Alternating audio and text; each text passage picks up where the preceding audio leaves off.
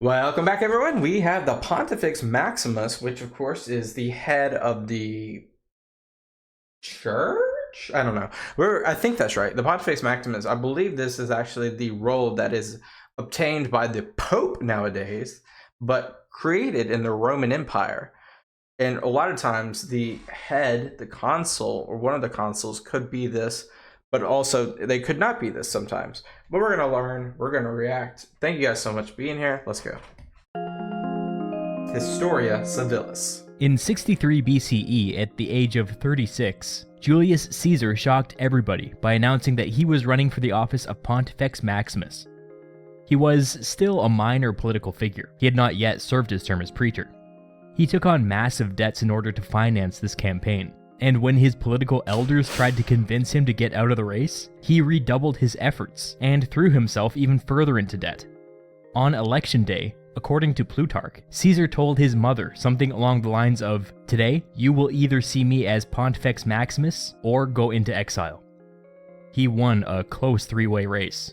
This electoral victory How different would the world have been if he didn't win this? would have repercussions for centuries. So what was the Pontifex Maximus? Let's put it in the simplest possible terms. He was the highest elected religious official in the Roman Republic, and Yes. once elected, he served for life. You'll notice that I threw a caveat in there, elected. Maybe it won't surprise you to learn that it gets more complicated when you look into it. There was one person that outranked the Pontifex Maximus. He was The consul? called the Rex Sacrorum, which is deceptively hard to say. Oh. So someone else. I didn't even know about this. The Rex Sacrorum? Never heard of this. It means something like the King of the Sacred. Once appointed, he also served for life. Kinda. The Rex Sacrorum was actually itself a split position, consisting of a husband and wife team. The wife was called the Regina Sacrorum, and she had duties separate from her husband. One could not exist without the other, so if one of the two died or the couple got divorced, the position was vacant and a new couple was appointed. The official job of the Rex and Regina Sacrorum was to keep the gods happy. Full stop, that's it. What that meant in practice was that they were each responsible for performing many complicated religious ceremonies, including animal sacrifices. They also So basically, they were just chilling all the time, just doing a bunch of stuff. Okay. had to live a pure life, which meant a lot of things, but most importantly, it meant that politics and the military were completely off limits. The Rex Sacrorum was undeniably a powerless figurehead. But let's put that to the side. Let's look at the Pontifex Maximus's actual responsibilities. I'd say his most meaningful job was regulating public morality. He was a watchdog over the Roman people and, more importantly, over its politicians.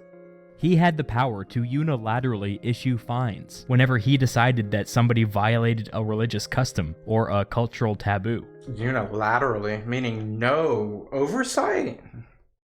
That's crazy. Along the same lines, he was also authorized to go before the Senate and speak on legislation representing a group called the College of Pontiffs. What was the College of Pontiffs?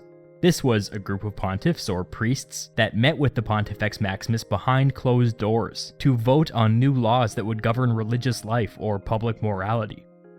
It's See how this is sort of related to the papacy? important to note that once these laws were agreed upon and publicly announced by the Pontifex Maximus, they had the force of law, and the Senate had no say in the matter. In the beginning there were 5 in the college, later 9, and by the late Republic 15. These pontiffs had some other duties, like serving as judges in religious court cases, although it's unclear how common this was. Their most important job was becoming experts on Roman religious law and guiding the Pontifex Maximus. Keep in mind that these pontiffs were expected to have normal political careers, and their role on the College of Pontiffs was kind of a side gig. Just like the Pontifex Maximus, pontiffs served for life. When a pontiff died, the college voted internally to select his replacement. New pontiffs were usually picked from prominent families at a young age, and trained on the job by their colleagues. Briefly, in the late Republic, new pontiffs were elected by the people, but that reform didn't last long.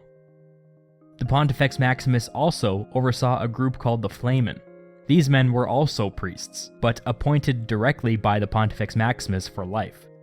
There were 15 of them, each the head of a cult devoted to a different deity. The Flamen to Jupiter, Mars, and Romulus were the 3 most prestigious ones, and were usually given to members of prominent families. Unlike the pontiffs, Flamen were subject to a litany of religious restrictions. For example, it was forbidden for them to see a dead body, or to travel outside of Rome. This meant Outside of Rome or rest of the Primarium? that while they were technically allowed to have political careers, all of the good stuff was off limits. Also, they weren't allowed to see a table without food on it, which might be the world's worst superpower. I can't decide if it would be more annoying to know a Flamen or to be a Flamen. God dang. The Pontifex Maximus was also responsible for appointing Vestal Virgins, which was an order of women that maintained an eternal flame in the center of the city.